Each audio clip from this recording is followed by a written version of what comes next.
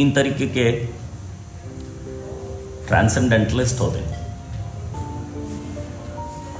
तीन दर्शन या तीन पंथ एक तरीके से कहा जा सकता है।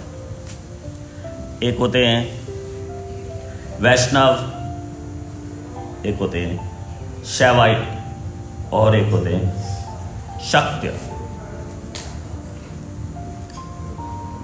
इन तीनों को सब समझते हैं? नहीं?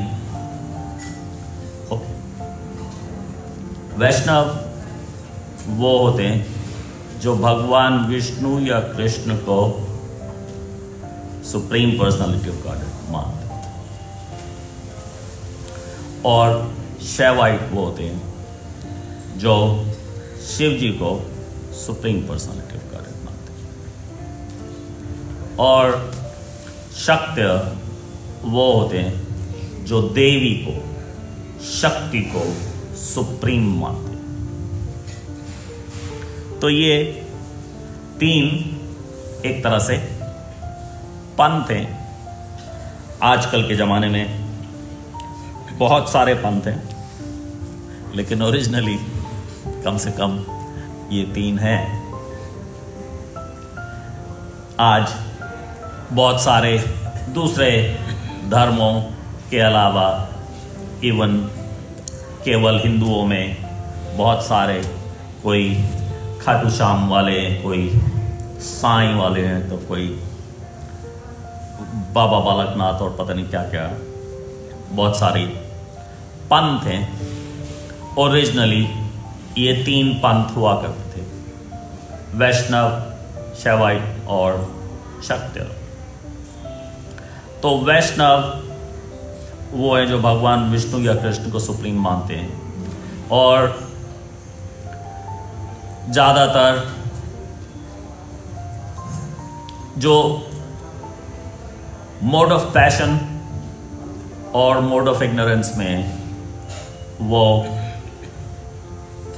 मोड ऑफ पैशन वाले शक्ति को और मोड ऑफ इग्नोरेंस वाले शिव को सुप्रीम मानते हैं।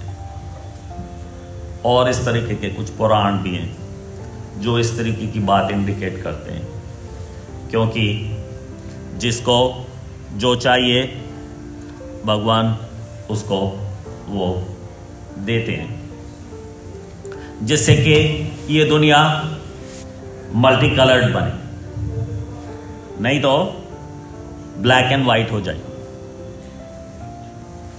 किसी को ब्लैक एंड वाइट नहीं अच्छा लगता, सब कुछ फुल कलर में चाहिए, फुल स्पेक्ट्रम, 1 मिलियन कलर्स। तो इसलिए भगवान ने बहुत सारे कलर्स बिखेरे हुए हैं, जिसको जो चाहिए ले लो। किसी को ठगे जाना अच्छा लगता है तो बहुत सारे ठग साधु और ठग पंथ, बहुत सारे तरीके की चीज़ें भगवान ने बना के यहाँ छोड़ी हुई हैं, क्योंकि कोई भी बिना भगवान के सैंक्शन के तो ऑपरेट नहीं कर सकता इस संसार। जो कोई भी कर रहा है कुछ, उसको अवश्य भगवान की सैंक्शन है।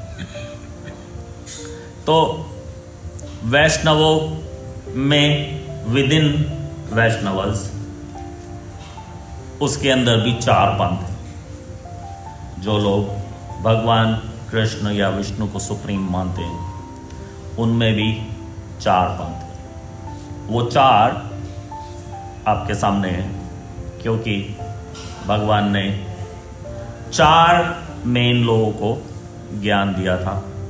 ब्रह्मा जी, लक्ष्मी जी, शिव जी और 4 कुमार। तो ब्रह्मा जी से जो संप्रदाय आता है उसको ब्रह्म संप्रदाय कहते हैं। लक्ष्मी जी से जो संप्रदाय आता है उसको श्री संप्रदाय कहते हैं। शिव से जो संप्रदाय आता है उसको रुद्र संप्रदाय कहते हैं। और 4 कुमारों से जो संप्रदाय आता है उसको कुमार संप्रदाय कहते हैं। ऐसे ही इन चारों संप्रदायों में पिछले 1000 साल के लगभग में चारों में एक प्रिसेप्टर इसको दोबारा से रीएस्टैब्लिश करने वाले आचार्यों ने जन्म लिया है। चारों ने साउथ इंडिया में लिया, लेकिन ब्रह्मा जी के संप्रदाय में मध्वाचार्य, जिनके बारे में कल बताया था, और श्री संप्रदाय में रामानुजाचार्य, जिनका आज तिरुभाव है, और रुद्र संप्रदाय में, शिव जी के संप्रदाय में विष्णु स्वामी, और कुमार संप्रदाय में निम्बार्काचार्य। मध्वाचार्य से ये उनकी लाइन काफी भागों में स्प्लिट हुई है, लेकिन जो उसमें सबसे बड़ी लाइन है इस संसार में, वो हम लोग हैं, द फॉलोअर्स ऑफ शिल प्रभुपाद। शिल प्रभुपाद की हम ब्रह्म मध्व गौड़ीय संप्रदाय में आते हैं। 500 साल पहले कलयुग के भगवान के अवतार ने, चैतन्य महाप्रभु के नाम से जाने जाते हैं, उन्होंने ये निर्णय किया कि मैं ब्रह्म संप्रदाय में मध्वाचार्य के नीचे जो संप्रदाय चल रहा है उसमें दीक्षा लेके उसको ज्वाइन करना चाहता हूं। तो इसलिए आज ये संप्रदाय एक तरह से मेन है, क्योंकि चैतन्य महाप्रभु उसमें आए और उसके बाद चैतन्य महाप्रभु से भी ज्यादा विस्तार से प्रचार करने में सक्षम हुए हमारे गुरु इस डिवाइन ग्रेस एसी भक्तिवेदांत स्वामी श्री प्रभुपाद, जिन्होंने इस हरे कृष्ण नाम को, हरे कृष्ण मंत्र को हर गली, हर गांव, हर शहर, हर देश में पहुंचा दिया। लेकिन श्री संप्रदाय में ये Ramanujacharya is also very very well known. Ramanujacharya के मंदिर,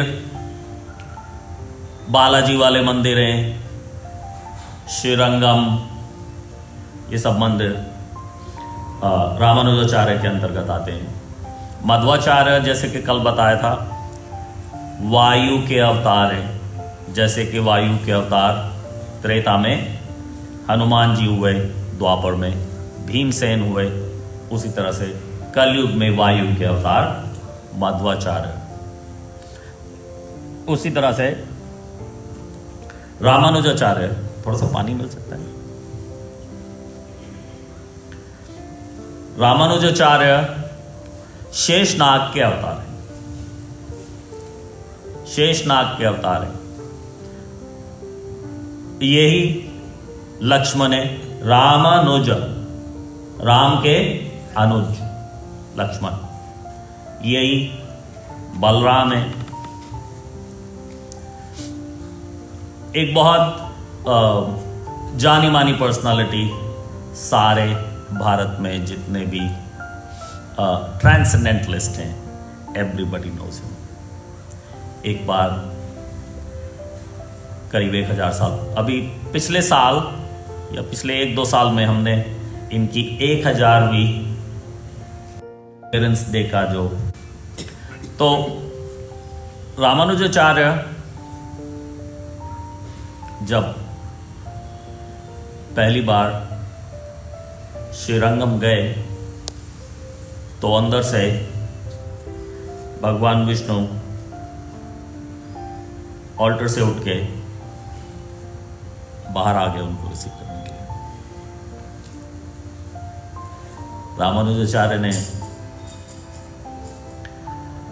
बहुत सकपकाते हुए, एम्बैरेस्ड होके कहा, अरे आप मंदिर से बाहर क्यों आए मुझे दर्शन देने के लिए? मैं तो अभी अंदर आ ही रहा था।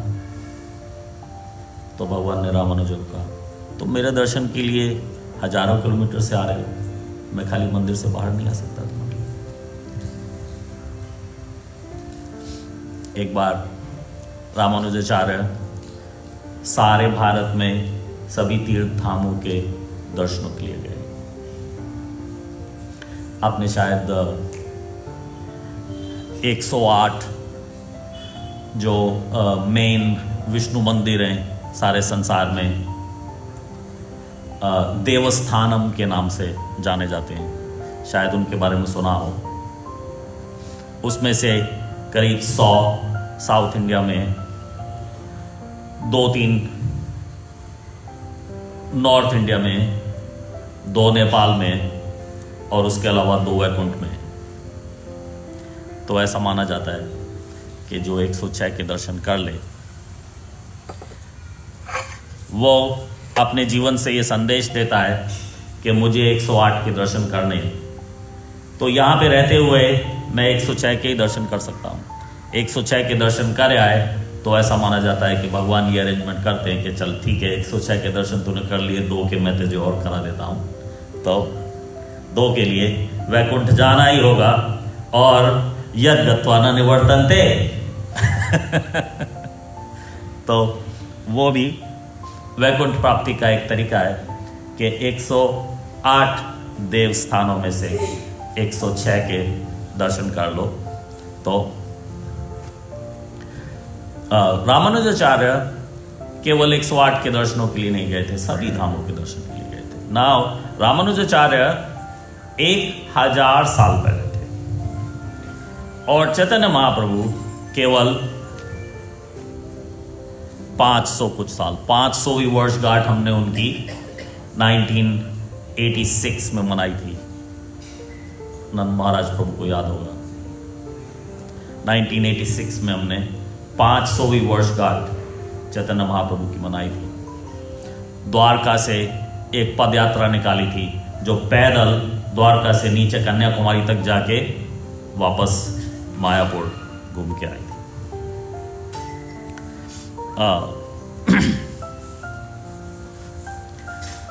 तो रामानुजाचार्य इस प्रोसेस में सब जगह दर्शन करने जाने के प्रोसेस में जगन्नाथपुरी भी गए। और जगन्नाथपुरी में जब रामानुजाचार्य दर्शनों के लिए गए तो जगन्नाथ भगवान अपने विग्रह से बाहर आके उनको दर्शन दिए और उनसे बात करी और उनको बताया कि रामानुजा तुम सब, ऐसा है आज भी बहुत सारे हिंदू ऐसा मानते हैं कि जब आपने सब जगह के दर्शन कर लिए, आप अगर धाम यात्रा के लिए निकले और सब जगह के दर्शन कर लिए तो अंत में आप जगन्नाथपुरी जाते हैं। चाहे बीच में गए थे, चाहे शुरू किया था जगन्नाथपुरी से, लेकिन अंत में फिर जगन्नाथपुरी जाना पड़ा। तो जब सब जगह के दर्शन करके रामानुजा आ गए और जगन्नाथपुरी दर्शन करने के लिए गए और भगवान ने मूर्ति से बाहर आके उनको पूछा कि तुम्हें लगता है तुम सारे धामों के दर्शन कर आए? रामानुजा, हाँ मैं तो सब धामों के दर्शन कर आए। कि तुम नवदीप धाम नहीं गए? कि नवदीप धाम वो कौन सा धाम है? कौन से शास्त्र में नवदीप धाम लिखा है? मुझे तो शास्त्रों में जितने भी धाम मिले मैं तो सबके दर्शन कर आया।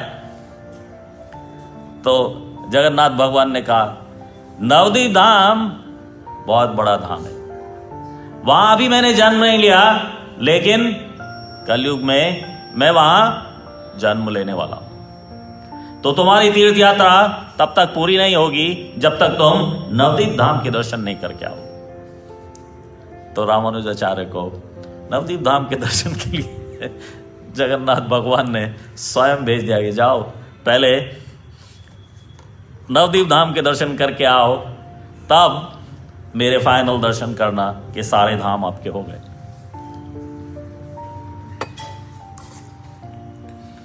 तो आज रामानुजाचार्य का जो संप्रदाय है वो श्रीरंगम, ये सब बालाजी मंदिर, इन सब से जाना जाता है।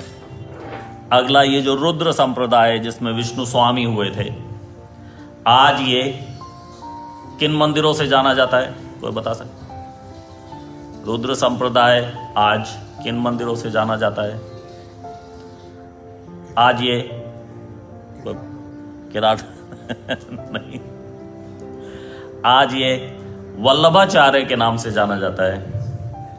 और वल्लभाचार्य का जो मेन मंदिर है वो श्रीनाथ द्वारा है, श्रीनाथ द्वारा राजस्थान में। वहाँ पे गोपाल जी के दर्शन होते हैं और वो गोपाल जी वृंदावन से वहाँ गए हुए हैं।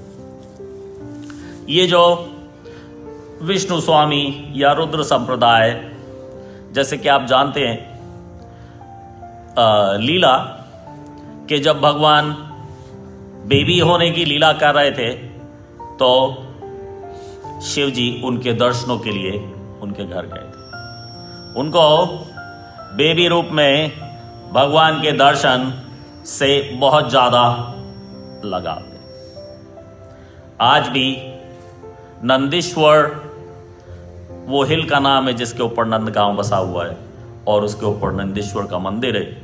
और आज भी जब भी अंदर भगवान का स्नान ऑल्टर पे किया जाता है, उसका जो चरणामृत मिलता है वो सबसे पहले नंदीश्वर के ऊपर डाला जाता है। जो अंदर भगवान को राजभोग अर्पण होता है तो ऑल्टर से आते ही सबसे पहले उसका पोर्शन नंदीश्वर को दिया जाता है, क्योंकि ये उन्होंने वचन मांगा था नंद महाराज से। नंद महाराज ने कहा, हमारे नंद महाराज प्रभु ने जो पिता होने की लीला उस समय कर रहे थे कि बाबा तुम्हें देख के हमारा लाला प्रसन्न रहता है, तो तुम कहीं जाओ नहीं, यहीं रह जाओ इसी गांव में। कहाँ जाओगे, क्या करोगे, क्यों नहीं यहीं रह जाते? तो शिव जी ने कहा हाँ ठीक है, मैं रह जाऊंगा, लेकिन मेरी दो शर्तें। सबसे पहले चरणामृत पे अधिकार मेरा। राजभोग आए, जब भगवान कुछ भी खा ले उसमें से जो बचे उनकी प्लेट में, उस पे अधिकार मेरा। ये दो शर्त जब तक आप मेरी पूरी करोगे मैं कहीं नहीं जा रहा। चरणामृत मिलता रहेगा, प्रसाद मिलता रहेगा, तो मैं कहीं नहीं जाऊंगा। तो इसलिए रुद्र को, भगवान शिव को, वो भगवान के बाल रूप से बहुत ज़्यादा लगाव था, प्रेम था। तो आज भी इस संप्रदाय में वो गोपाल जी की, लड्डू गोपाल जी की सेवा करते हैं। उनके मेन डीटीज भगवान का वो छोटा स्वरूप है। जैसे भगवान पहले बाल लीला करते हैं, उसके बाद पौगंड लीला करते हैं और फिर किशोर लीला करते हैं। किशोर लीला का अर्थ है कि जब वो 9 साल के हो गए और उनको राधा रानी के आना जाना हो गया। हम लोग भगवान की किशोरावस्था को ही वो हमारे इष्ट देव है। हमारे इष्ट देव कृष्ण नहीं है और हमारे इष्ट देव या इष्ट देवी राधा रानी नहीं है। हमारे इष्ट देव कौन है? दोनों एक साथ में, ना केवल कृष्ण ना केवल राधा रानी, दोनों एक साथ में वो हमारे इष्ट देव। तो इस तरह से विष्णु स्वामी के संप्रदाय में, रुद्र के संप्रदाय में इष्ट देव वो छोटे से लड्डू गोपाल हैं जो ज़्यादातर आप सब लोगों के घर में हैं। हिंदुओं में कोई ऐसा घर होगा जहाँ पे किसी न किसी छोटे बड़े रूप में लड्डू गोपाल नहीं होंगे, ज़्यादातर सभी के घर में होते हैं। तो उनकी जो भक्ति है वो वात्सल्य में भक्ति कहते हैं। उनकी भक्ति वात्सल्य की भक्ति है। वो भगवान को माता पिता के रूप में सेवा करते हैं, भोग लगाते हैं, श्रृंगार करते हैं, रखते हैं, सुलाते हैं, उठाते हैं। वो लोग लड्डू गोपाल को ऐसे उठा के ऐसे सुला देते हैं जैसे बेबी को सुलाया जाता है। हम लोग ऐसा नहीं करते। हम भगवान के आगे बेड लगा देते हैं और उनसे प्रार्थना मंत्र करते हैं कि आप सो जाएं, और फिर हम ऑल्टर बंद करके चले जाते हैं और होप करते हैं कि भगवान वहाँ से उठ के सिंहासन पे से बेड में जाके सो गए होंगे, क्योंकि ये भगवान का ज़्यादा ग्रोन अप स्वरूप है। तो ये लोग श्रीनाथ द्वारा में गोपाल जी की पूजा करते हैं या भगवान के उस स्वरूप की पूजा करते हैं जिसमें उन्होंने गोवर्धन उठाया हुआ। ये गोपाल जी के विग्रह जिनकी सेवा वो करते हैं, वास्तव में पहले हमारे आचार्य माधवेंद्रपुरी को प्राप्त हुए थे। माधवेंद्रपुरी चैतन्य महाप्रभु के गुरु, ईश्वरपुरी के गुरु, उनको गोवर्धन में ये गोपाल जी की प्राप्ति हुई थी। बाद में वो इनकी सेवा वल्लभाचार्य को दे के चले गए। तो रियली सारे संसार में इस संप्रदाय के जो मेन विग्रह हैं लड्डू गोपाल जी के अलावा वो श्रीनाथ जी। किस किसने श्रीनाथ जी के दर्शन किए? श्रीनाथ जी जाके या काफ़ी कुछ लोगों ने श्रीनाथ जी दर्शन किए। Shrinath ji is known for मंगल आरती, और उसके बाद श्रीनाथ जी श्रीनाथ द्वारा में नहीं रहते। 1-2 बजे वहां से राजभोग लेके उसके बाद फिर उनके दर्शन वहां नहीं मिलते। कभी आपने नोटिस किया? जो लोग गए वहां केवल सुबह को दर्शन मिलेंगे। एक बार दोपहर हो गई, उसके बाद उनके दर्शन वहां नहीं मिलेंगे। उसके बाद उनके दर्शन गोवर्धन पे जो गोपाल जी का मंदिर है वहां मिलेंगे। वहां उनकी मंगल आरती नहीं होगी, राजभोग भी नहीं होगा। उसके बाद उनकी पूजा वहां होती है और रात को शयन तक वहीं होती है। जब वो रात को उधर शयन करा देते हैं तो वो ये एक्सपेक्ट करते हैं कि रात को भगवान श्रीनाथ द्वारा चले जाएंगे, सुबह को मंगल आरती के लिए वहां उठेंगे, फिर वहां से राजभोग करके इधर वापस आ जाएंगे। क्योंकि ये उनको दिया हुआ वचन है। एक वृद्धा स्त्री नाथद्वारा नाम के स्थान से उनके दर्शनों के लिए आया करती थी, हर एकादशी पैदल। ये उस समय की बात है जब रोड नहीं थी, इतनी ट्रेन नहीं थी, बस नहीं थी, पैदल हर एकादशी दर्शन के लिए आया करती थी। तो जब वो काफ़ी वृद्धा हो गई, उनको आने में काफ़ी तकलीफ थी, तो गोपाल जी ने उनको मना किया कि तुम अब ये हर एकादशी मेरे दर्शन करने यहाँ आने का व्रत छोड़ दो, अब तुम्हारा शरीर इस लायक नहीं रहा, ये तुमसे नहीं होगा। तो वो वृद्धा शरीर से कितनी भी वृद्धा थी लेकिन बहुत स्मार्ट थी।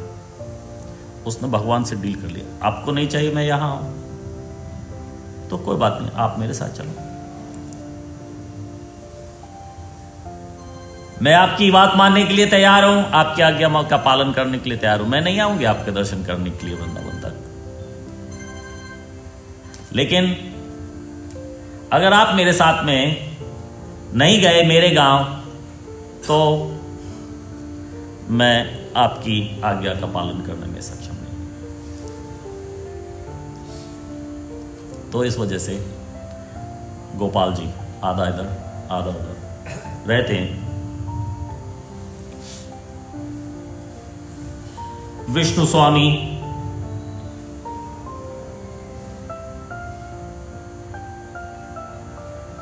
के बाद 4 कुमारों के संप्रदाय में निम्बार्काचार्य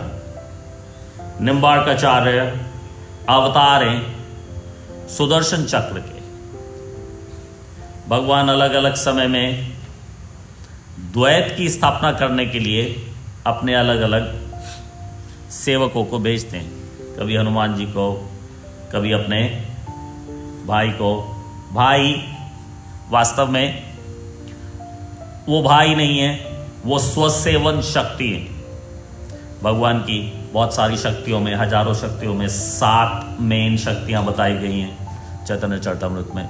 उसमें से एक शक्ति है स्वसेवन शक्ति, मेरी सेवा करने के लिए, मेरी अपनी सेवा करने के लिए महाशक्ति, जो बिल्कुल किसी भी तरह से भगवान से कम नहीं है। किसी भी तरह से बलराम भगवान से कम नहीं, लेकिन फिर भी उनकी जो स्वरूप है वो केवल भगवान की सेवा करने का है। तो ये रामानुज उनके सेवक हैं, हनुमान जी उनके सेवक हैं, सुदर्शन चक्र ये सब उनके सेवक हैं। निम्बार्काचार्य का मंदिर, कोई जानता है कि निम्बार्काचार्य का कोई मेन मंदिर?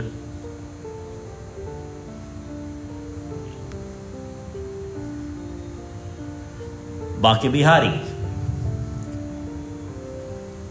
वृंदावन में जो सबसे मशहूर मंदिर है बांके बिहारी, वो निम्बार्काचार्य या निम्बार्क संप्रदाय का है, लेकिन पूजा वहाँ निम्बार्क संप्रदाय के अनुयायी नहीं करते। वो रेगुलर भक्त लोग वहाँ पे पूजा करते हैं। ये 4 संप्रदायों के बारे में किसी को कोई प्रश्न है? या कल जो कुछ बताया था मध्वाचार्य के बारे में, फिर आगे हम इससे आगे बढ़ें? No questions, okay. तो ब्रह्मद्व गौड़ीय संप्रदाय में ब्रह्मा जी से ज्ञान नारद मुनि को मिलता है, नारद मुनि से महर्षि वेदव्यास को मिलता है, और मध्वाचार्य डायरेक्टली महर्षि वेदव्यास को फॉलो करते हैं।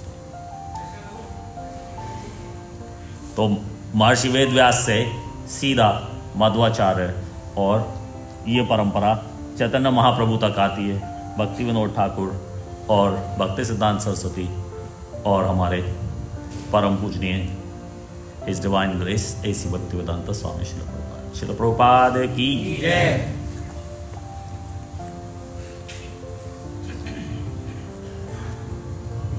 रामानुजाचार्य का जन्म एक सिंपल ब्राह्मण फैमिली में हुआ था, जो कि माता पिता बहुत स्कॉलरली संस्कृत के स्कॉलर थे, और रामानुजाचार्य स्वयं भी बहुत बड़े स्कॉलर थे। इन्होंने, हालांकि ये सभी जिनके नाम बताए ये सब द्वैत वाले, सभी वैष्णव द्वैत वाले, लेकिन द्वैत के गुरु ना होने की वजह से इन्होंने अद्वैत गुरु धारण किया। इनके जो गुरु हैं वो अद्वैतवादी हैं। यादवाचार्य के मायावादी स्कूल में इन्होंने शिक्षा ग्रहण की, जहां पे इन्होंने देखा कि संस्कृत का वर्ड कप्यसम को उन्होंने डिस्क्राइब किया। कप्यसम, कपि, कप्यसम में से कपि मतलब के monkey, Assam means the back side, जबकि उसका मीनिंग होना चाहिए था कमल नयन। कपि is also a word for sun, और असम इज जिसको देख के वो ब्लॉसम होता है। किसको देख के वो ब्लॉसम होता है? उसको जो लोटस फ्लावर है, सुबह को सूर्य को देख के खिलता है, जब सूर्य छुप जाता है तो वो वापस बंद हो जाता है। भारत में इतने ज़्यादा लोटस फ्लावर देखने को नहीं मिलते। मैं गयाना जाता हूँ, वहाँ पे हाईवे के दोनों तरफ कम से कम 40-40 फुट की, जैसे यहाँ पे नाले चलते हैं वहाँ पे ऐसे ही साफ पानी के, नदी के या बारिश के पानी के तालाब की तरह होते हैं, लंबे लंबे, बहुत दूर दूर तक। और उसके अंदर कमल पुष्प उगते हैं। जो कमल पुष्प उगते हैं उनके कमल की पंखड़ी एक एक मेरे पूरे हाथ से बड़ी होती है। अपने यहाँ पे कमल देखे होंगे लेकिन वो इतनी इतनी सी पंखुड़ी होती है। वहाँ पे जो कमल है मेरे पूरे हाथ से बड़ी है एक एक पंखुड़ी, बहुत सुंदर। दिन में जाओ तो सारे खिले हुए मिलेंगे, सुबह को जाओ तो कुछ खिले हैं, कुछ अभी हाफ ओपन है, क्लोज्ड है, अभी खुले नहीं, अलग अलग स्वरूप में मिलते हैं।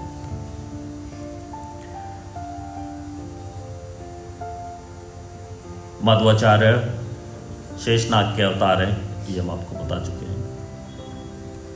जब मध्वाचार्य ने अपने गुरु को बताया कि ये कप्यसम का अर्थ मंकी की बैक साइड नहीं है, कप्यसम का अर्थ कमल नयन है, और ये Kamal Nayan stands for Lord Vishnu,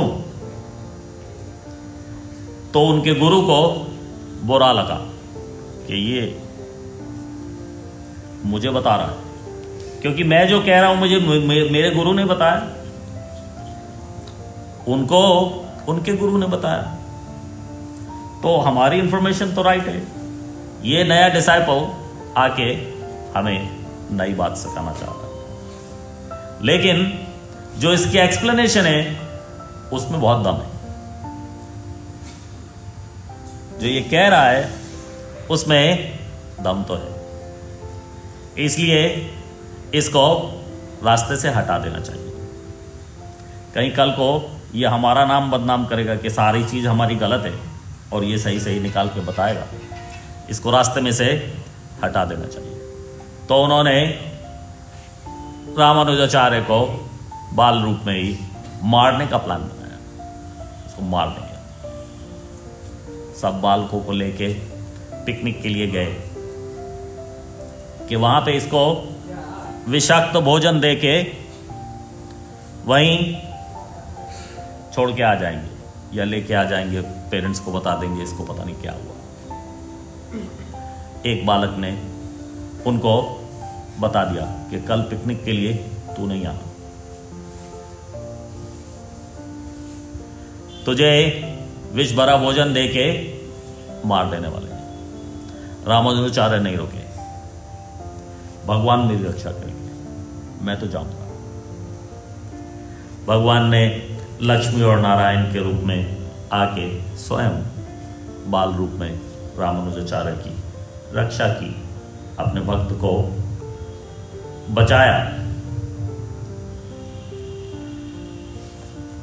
ऐसे ही रामानुजाचार्य सब रॉन्ग इंटरप्रिटेशन को करेक्ट करते गए और उनके गुरु को भी ये समझ में आ गया कि इसको हम कई बार मारने की भी कोशिश कर चुके हैं, इसका जो आंसर होता है वो भी अनबीटेबल होता है, ये जरूर कुछ ना कुछ तो है।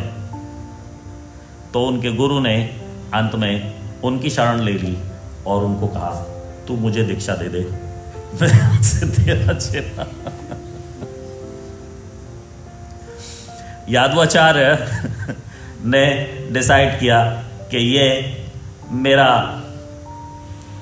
शिष्य कम है और गुरु ज़्यादा है, इसलिए मेरी भलाई इसमें है कि मैं अपना शरीर त्यागने से पहले, अभी शरीर त्यागने के पॉइंट पे आ गया, इतने साल से इससे लड़ते लड़ते झगड़ते झगड़ते हमेशा हारता आया हूँ, अब ऐसे ही मेरा शरीर छूट गया तो मेरी गति कहाँ होने वाली, इसलिए अच्छा है कि मैं इसकी शरण ले लूँ, जिससे कि ये गुरु मेरा मुझे पार लगाएगा। क्योंकि जो गुरु से मैंने सारा जीवन सीखा और सिखाया वो तो मुझे नहीं लगता पार लगाने वाले, क्योंकि इसकी इंटरप्रिटेशन उनसे कहीं बेटर। तो मुझे अब अगर कोई पार लगाएगा तो यही लगाएगा, मरने से पहले मुझे इसकी शरण ले लेनी चाहिए। रामानुजाचार्य का विवाह भी हुआ। पत्नी इतनी अच्छी नहीं मिली और अलग अलग हो गए। रामानुजाचार्य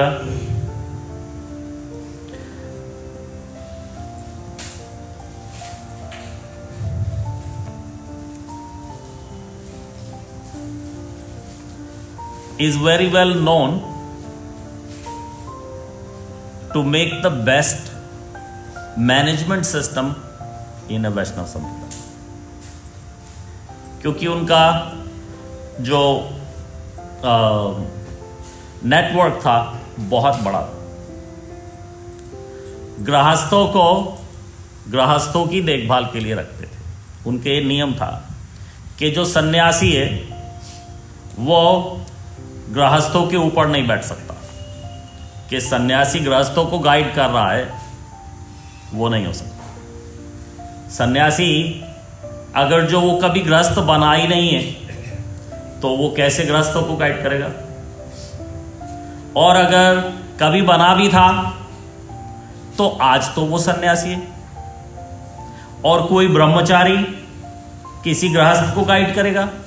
कैसे करेगा? तो ये सब सिस्टम उन्होंने बनाए कि गृहस्थों को गाइड करने के लिए सीनियर गृहस्थ, ब्रह्मचारियों को गाइड करने के लिए सीनियर ब्रह्मचारी, सन्यासियों को गाइड करने के लिए सीनियर सन्यासी। इनमें मैं ऐसे बीच में से एक दो चीज, बहुत ज़्यादा डिटेल इनका सिस्टम है, मैं उसको समझाने जाऊंगा। जैसे ये इस पिक्चर में आपको नज़र आ रहा है, तो आधा लेक्चर तो इसी में हो जाएगा इनका मैनेजमेंट सिस्टम सिखाने में। लेकिन बहुत ज़्यादा ऑर्गेनाइज सिस्टम है जिसको फॉलो करना एक बड़ी संस्था में ना केवल आवश्यक है, बहुत प्रूडेंट है, जिससे कि सब चीज़ एक लाइन में अच्छी तरह से चल सके। क्योंकि हम लोग ये चीज़ पे इतना ज़्यादा ध्यान नहीं देते और बाद में ट्रबल आती है। जो माताएं हैं, चाहे ब्रह्मचारिणी हैं या विडो हैं, उनको गाइड करने के लिए सीनियर माताएं होनी चाहिए। तो इस तरह से उन्होंने सब चीज डिवाइड की। अब मैं सारी डिटेल में नहीं जाऊंगा। 120 साल की उम्र में उन्होंने अपना शरीर त्याग दिया।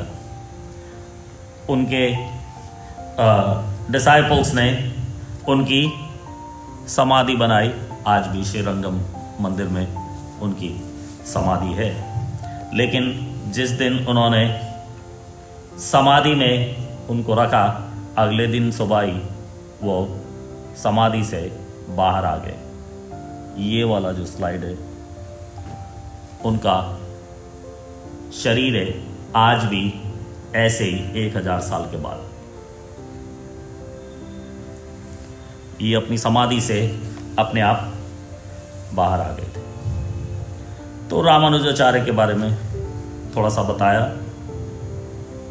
किसी का कोई रामानुजाचार्य के बारे में प्रश्न हो तो अभी ले लेते हैं, फिर आपको आगे थोड़ा सा श्रीरंगम के बारे में बताएंगे, चैतन्य महाप्रभु के वहाँ जाने के बारे में बताएंगे, जितना समय रहेगा थोड़ा थोड़ा बताएंगे। रामानुजाचार्य के बारे में किसी को कोई प्रश्न? ओके, तो रामानुजाचार्य का जो मेन फ्लैगशिप मंदिर है वो ये श्रीरंगम। वहाँ के भगवान को रंगनाथ जी भी कहते हैं। ये मंदिर सारे संसार में सबसे बड़ा एक्टिव मंदिर है। सारे संसार में जितने भी हिंदू मंदिर हैं उनमें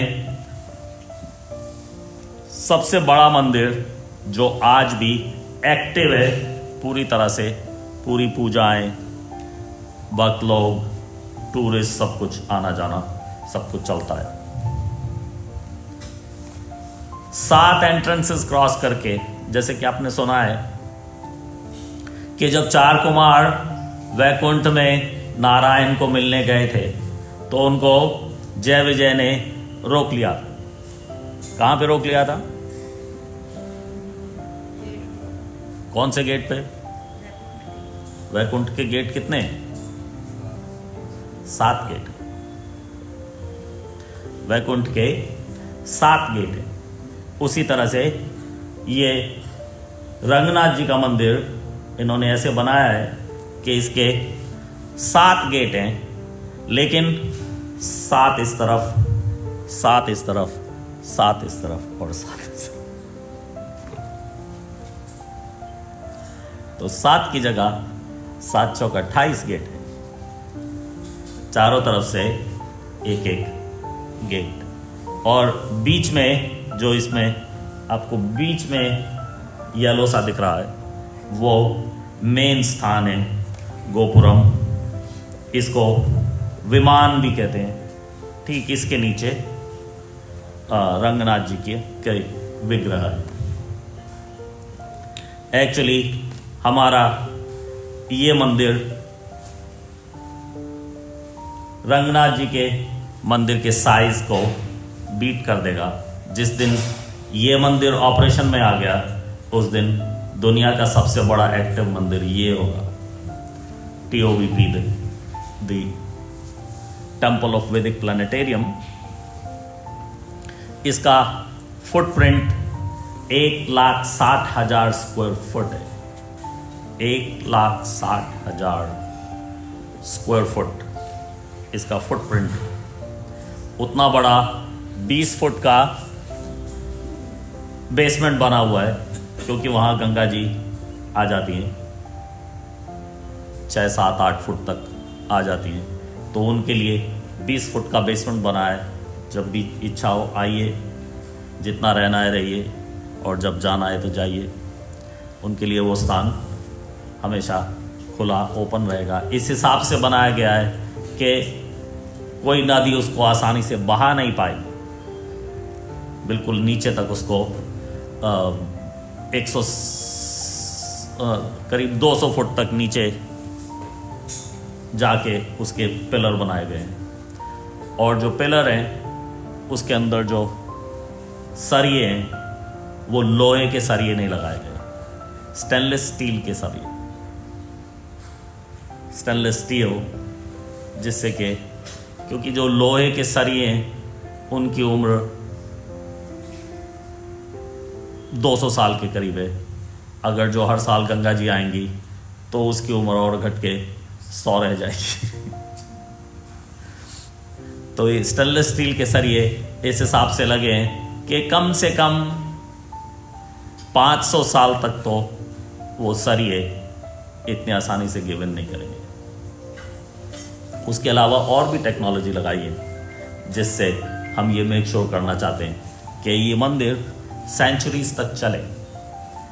तो 1,60,000 स्क्वायर फुट के ऊपर फिर 1,60,000 स्क्वायर फुट का यूटिलिटी फ्लोर है, जहाँ पे भगवान के वस्त्र, श्रृंगार, भगवान की किचन, भक्तों के रहने का, जो पुजारी हैं पुजारियों के रहने का स्थान, और ये सब चीज़ वहाँ है। उसके ऊपर फिर मंदिर का 1,60,000 स्क्वायर फुट, और उसके ऊपर फिर कई सारी मंजिलें। इसकी जो टोटल हाइट है वो श्री राधा माधव की टोटल हाइट लगभग 14 फ्लोर के बाद। और ये दुनिया का सबसे बड़ा मंदिर, कोई पहचानता है इसको? कोई नहीं पहचानता?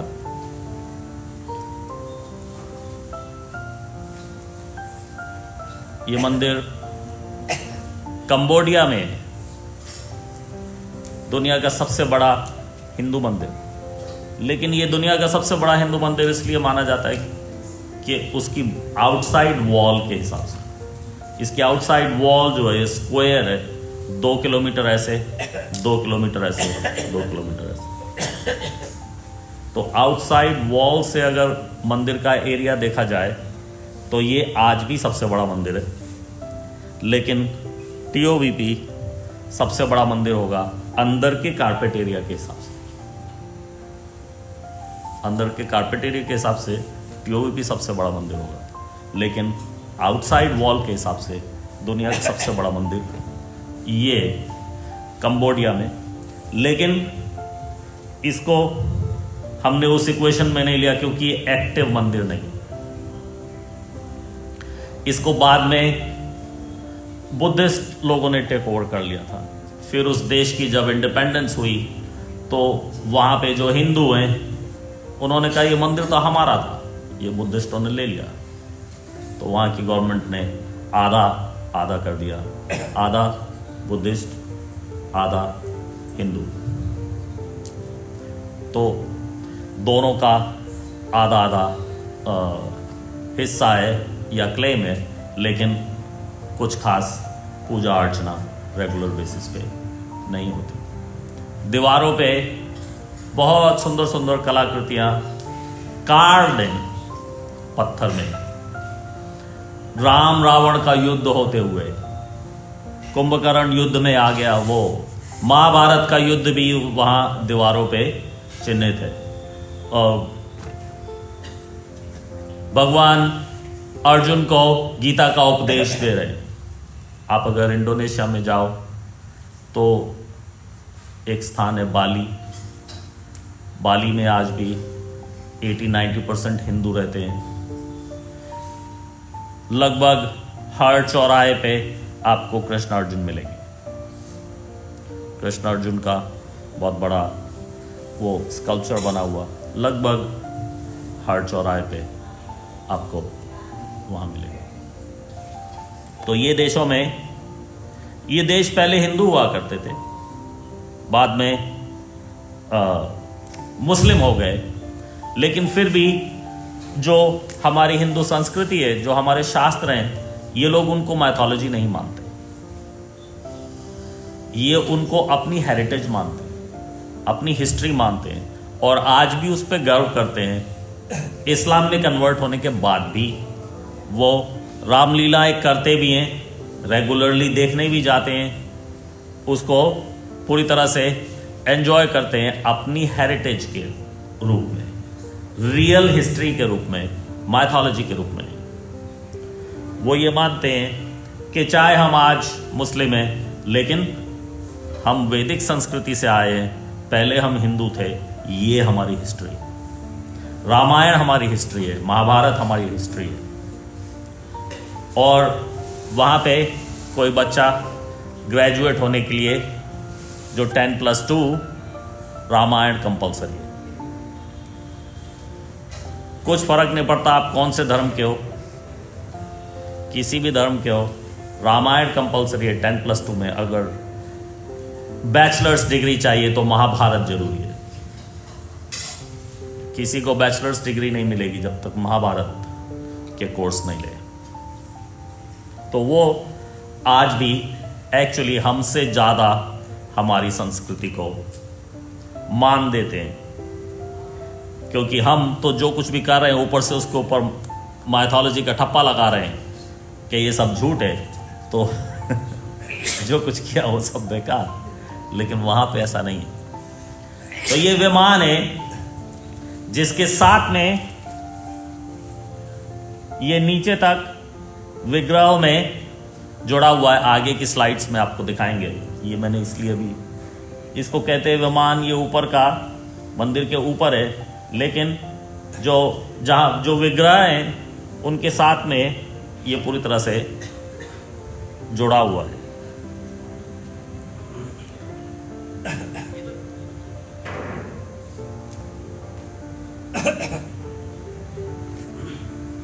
ये ईस्ट का एंट्रेंस है जो कि सिंपल है, क्योंकि ये भगवान, जैसे कि आप लोग जानते हो, हम तो इस्कॉन में इतना नहीं ज़्यादा ध्यान देते, लेकिन सब लोग ये जानते हैं हिंदू कि भगवान की स्थापना करते हैं जब किसी मंदिर में, तो भगवान का मुंह ईस्ट की तरफ रखते हैं, और ईस्ट की तरफ नहीं हो तो नॉर्थ की तरफ रख लो। थर्ड बेस्ट वेस्ट है, कम से कम पुजारी का ईस्ट की तरफ हो जाएगा अगर भगवान का वेस्ट है तो, लेकिन वर्स्ट साउथ है और ये साउथ की तरफ। उसका कारण बताएंगे आगे। इस तरीके के गलियारे हैं अंदर, हर जो मैंने आपको यहां दिखाया,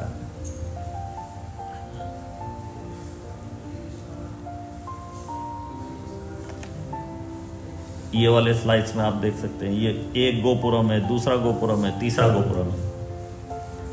ये गोपुरम नीचे से गलियारों से जुड़े हुए हैं।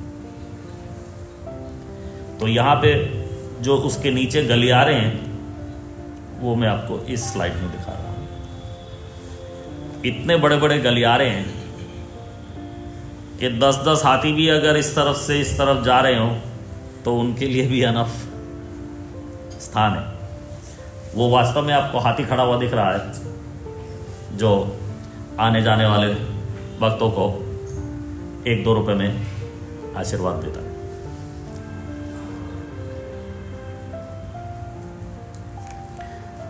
ये जो श्रीरंगम का मंदिर है, ये अपने आप में एक आइलैंड है। कौन कौन गया श्रीरंगम यहां से? एक प्रभु जी खाली, 2। आपने नोटिस किया कि आप एक आइलैंड पे हो? नोटिस नहीं होता, काफी पहले वो ब्रिज क्रॉस कर लेते हैं तो इसलिए नोटिस नहीं होता। लेकिन ये एक आइलैंड है, इसके चारों तरफ से कावेरी बहती है। कावेरी जहां बह रही है उसके बीच में ये आइलैंड है, उसके ऊपर ये मंदिर है। तो इसके चारों तरफ कावेरी।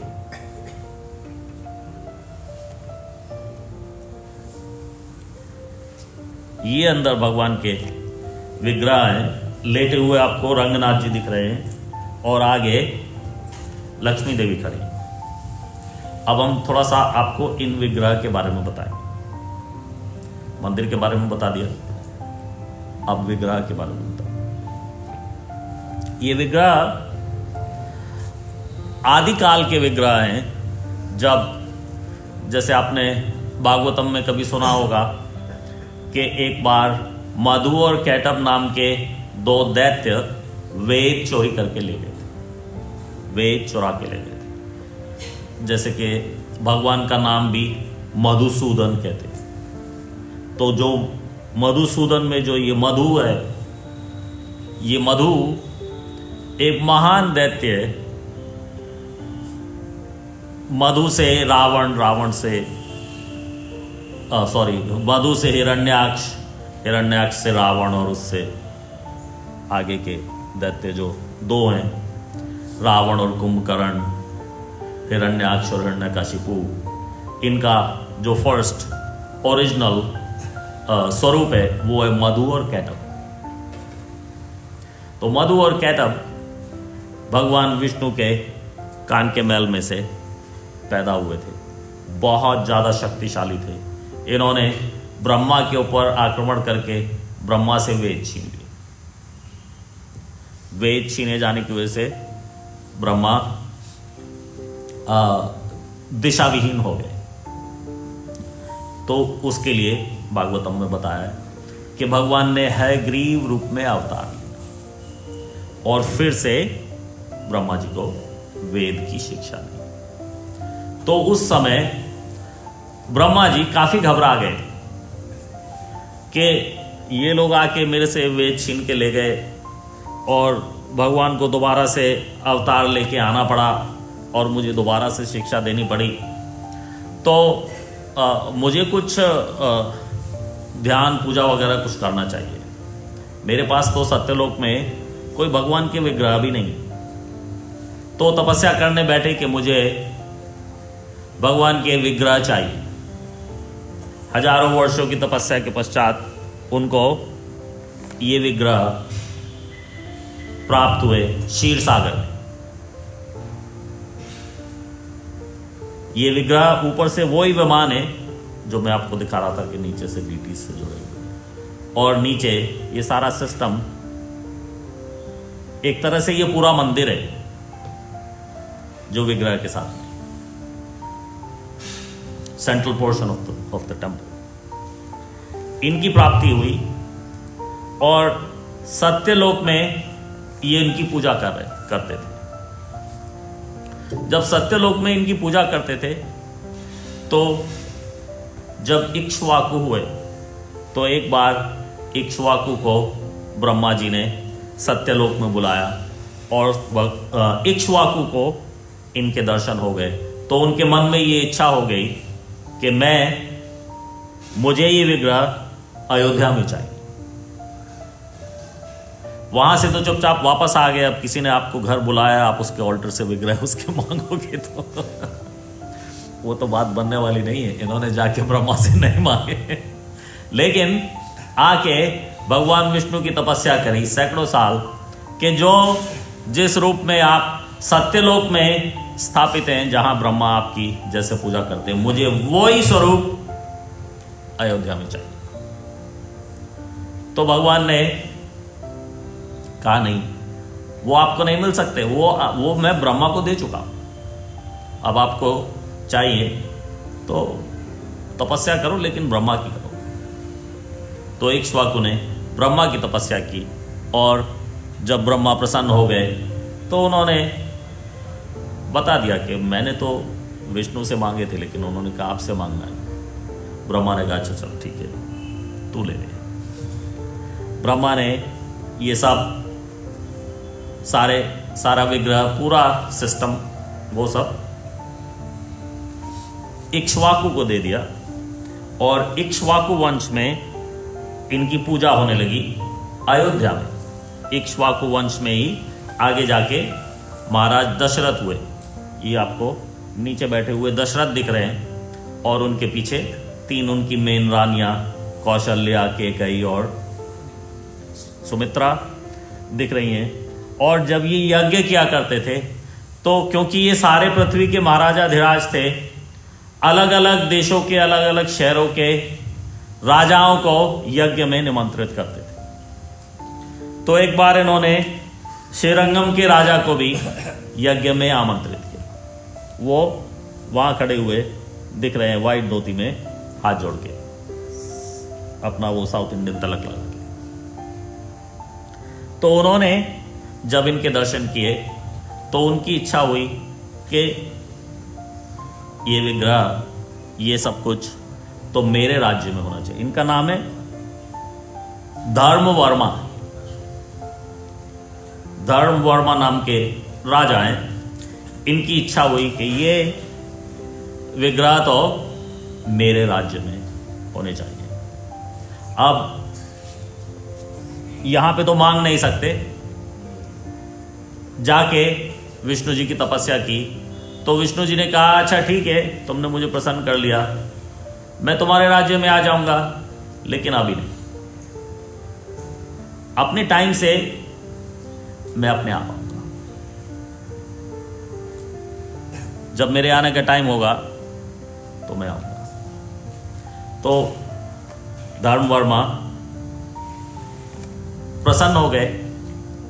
अब भगवान ने धर्मवर्मा को प्रॉमिस किया हुआ है कि मैं तेरे राज्य में आऊंगा। तो दशरथ के घर भगवान राम का जन्म हुआ। भगवान राम ने देवी सीता से विवाह किया और राज्य प्राप्ति की जगह इन्हें वनवास मिला और वनवास में देवी सीता का हरण हो गया और भगवान राम को लंका पे आक्रमण करना पड़ा। और लंका जब आक्रमण करने के लिए गए तो लंका के राजा के भाई विभीषण ने इनको ज्वाइन कर दिया कि मैं आपके साथ में हूं। भगवान ने तभी के तभी लंका का राज्य विभीषण को दे दिया, उसका राज्य तिलक कर दिया कि रावण को मारने से पहले मैं तुझे लंका का राजा बनाता हूं। उसके बाद भगवान ने रावण का संहार किया और वापस अयोध्या आए। अयोध्या आके उनको राजा बना दिया गया और भगवान राम, लक्ष्मण, सीता, हनुमान सब लोग रंगनाथ जी की अयोध्या में पूजा किया करते थे। लेकिन जब भगवान अयोध्या आए तो कुछ लोग, राम, लक्ष्मण, सीता, हनुमान के साथ में कुछ लोग और भी आए थे। किसी को नाम याद है कौन कौन आया था? भगवान लंका को विजय करके वापस अयोध्या आए पुष्पक विमान पे, तो उनके अलावा कुछ लोग और साथ में आ गए थे। सुग्रीव आ गया था और नल नील और जामवंत भी आए थे और विभीषण भी आए। विभीषण ने जब रंगनाथ जी के दर्शन किए तो विभीषण का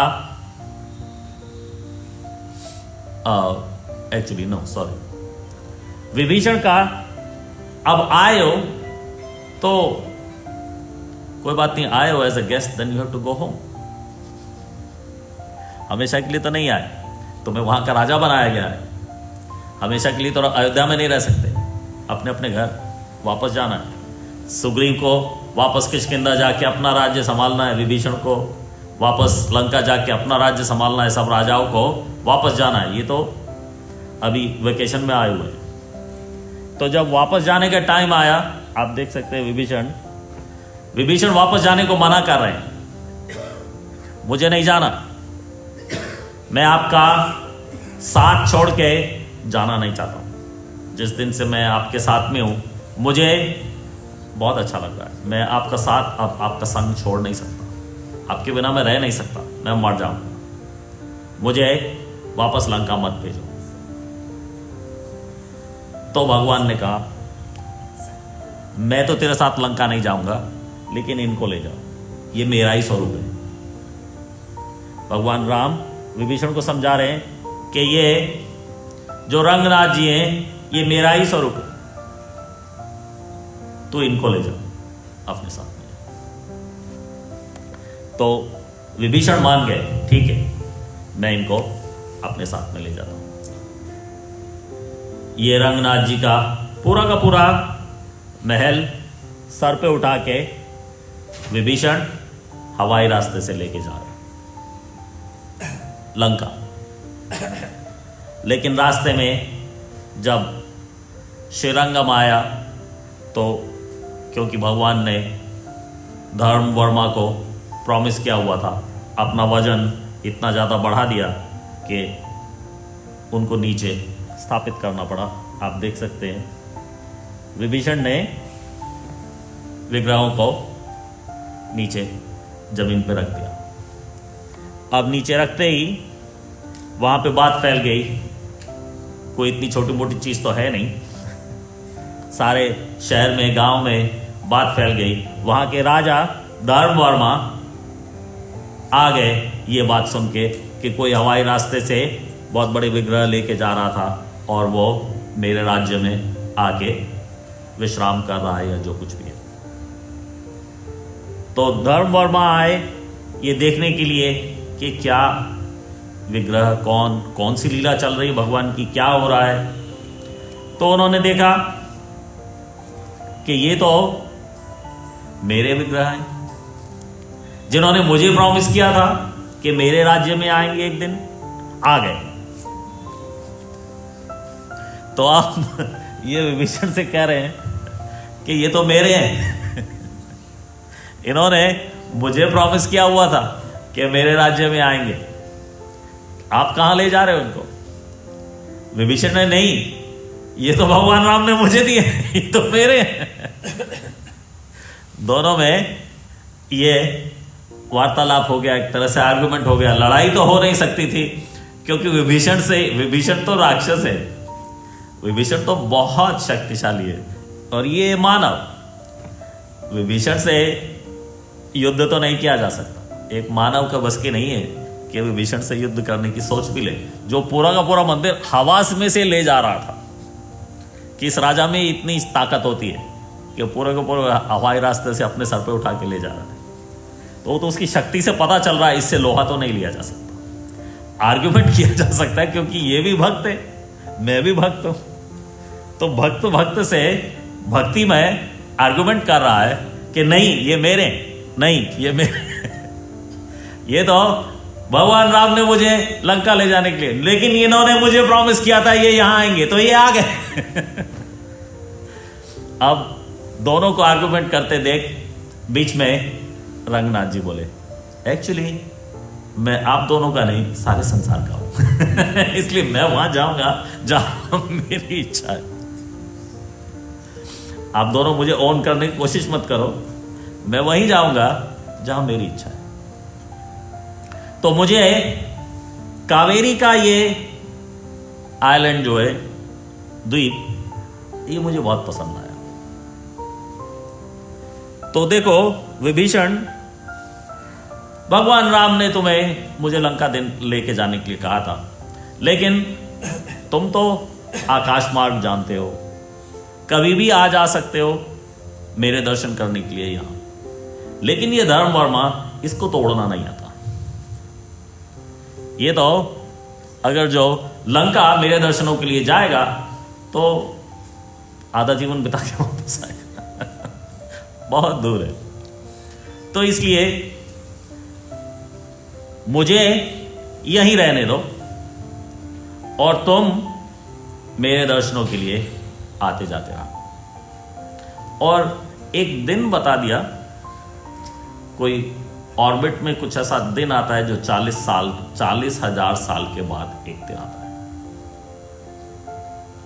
उस दिन की मेरी पूजा भी तुम ही करोगे, मेरे दर्शन करने के लिए तुम रोज आ सकते हो, कोई प्रॉब्लम नहीं। तुम्हारे लिए यहां आना कोई बड़ी बात नहीं, तुम रोज आ सकते हो मेरे दर्शन के लिए। लेकिन 40,000 साल में एक दिन कोई आता है, जैसे 12,000 साल में कुंभ का मेला होता है, महाकुंभ, क्योंकि वो बृहस्पति का ऑर्बिट है। 12 साल में वो ऑर्बिट पूरा करके जब बृहस्पति वहां आते हैं तो वो महाकुंभ हो जाता है। उसी तरह से कुछ 40,000 साल का यहाँ पे सिस्टम है, जो विभीषण के अनुयायी हैं आज भी, उनके जो परिवार है, 40,000 साल में एक दिन यहाँ पूजा का अधिकार उनका आता है। तो भगवान ने, रंगनाथ जी ने विभीषण को प्रॉमिस किया कि देख, मैं हमेशा तेरी तरफ देखता रहूंगा।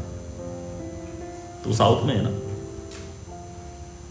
कोई भी विग्रह साउथ की तरफ नहीं करता कोई, लेकिन मैं हमेशा तुझे देखता रहूंगा, तू चिंता नहीं करना, मैं तेरी यहीं से रक्षा करूंगा। तेरा बाल भी बाका नहीं हो सकता मेरे बिना, मेरे रहते। तो इसलिए ये भगवान साउथ फेसिंग है। इन्होंने विभीषण को वचन दिया हुआ है कि मैं हर समय तेरी तरफ देखूंगा। उसके बाद आने वाले राजाओं ने ये विशाल मंदिर की स्थापना की, जो आपके सामने अब ये इस तरफ से नजर आ रहा है। पहले आपने गोपुरम फ्रंट से देखे थे और एंड में ये विमान था, अब ये विमान से शुरू होकर पीछे के गोपुरम नजर आ रहा है।